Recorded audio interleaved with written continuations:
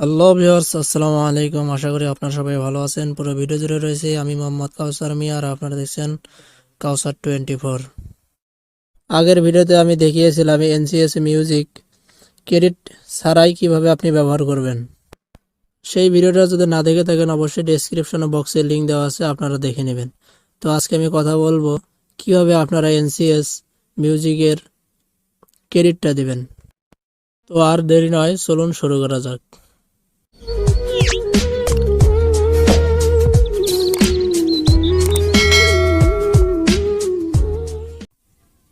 প্রথমে ইউটিউবটি ওপেন করতে হবে। এরপর আপনার সার্চ বারে লিখতে হবে এনসিএস ব্যাকগ্রাউন্ড মিউজিক। তো এখানে দেখুন অনেকগুলো মিউজিক এসে গেছে এনসিএস। এগুলো আপনার ভিডিওর ব্যাকগ্রাউন্ড মিউজিক হিসেবে ব্যবহার করতে পারবেন। তো আমি প্রথমটাই ক্লিক করলাম, দেখি।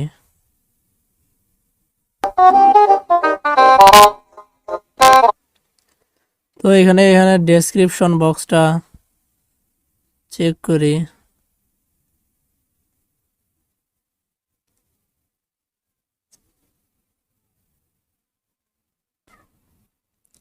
তো এখানে দেখতে পাচ্ছেন ক্রেডিট লেখার পর লেখা আছে টাইটেল। তো এটা ক্রেডিট কীভাবে দিবেন, এজন্য প্রথমেই আপনি এখান থেকে শেয়ার আইকনে ক্লিক করবেন। এরপর কপি লিঙ্ক। এবার আপনাকে যেতে হবে ক্রোম ব্রাউজার। তো চলুন ক্রোম ব্রাউজারে যাই।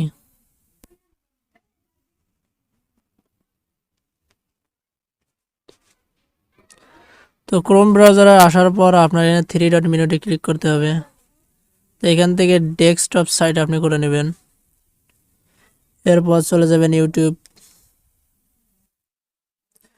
ইউটিউবে আসার পর সার্চ বক্সে আপনার কপি করা লিঙ্কটি পেস্ট করবেন। পেস্ট করার পর সার্চ দেবেন।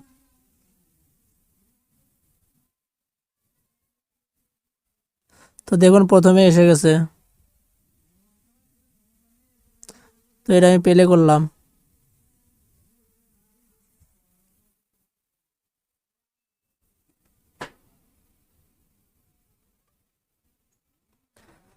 তো এখানে দেখুন আরও দেখুন লেখা আছে, তো এখানে ক্লিক করবেন।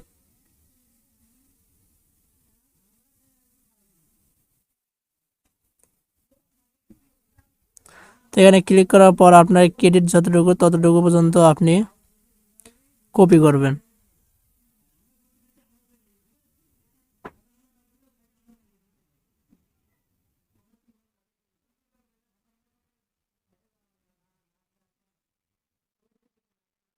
তো এতটুকু আপনি কপি করবেন। কপি করে আপনি যখন ভিডিওটি আপলোড করবেন আর সেই ভিডিওর মধ্যে যে এই মিউজিক ব্যবহার করেন, তা ডেসক্রিপশন বক্সে এই লেখাটুকু পেস্ট করে দেবেন। তাহলে আর কখনোই কপিরাইট স্ট্রাইক বা কপিরাইট ক্লেম আসবে না।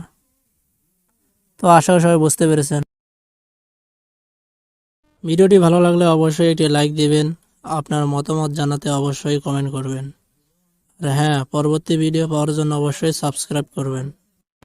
তো আজকে এ পর্যন্তই। সবাই ভালো থাকবেন। আল্লাহ হাফেজ।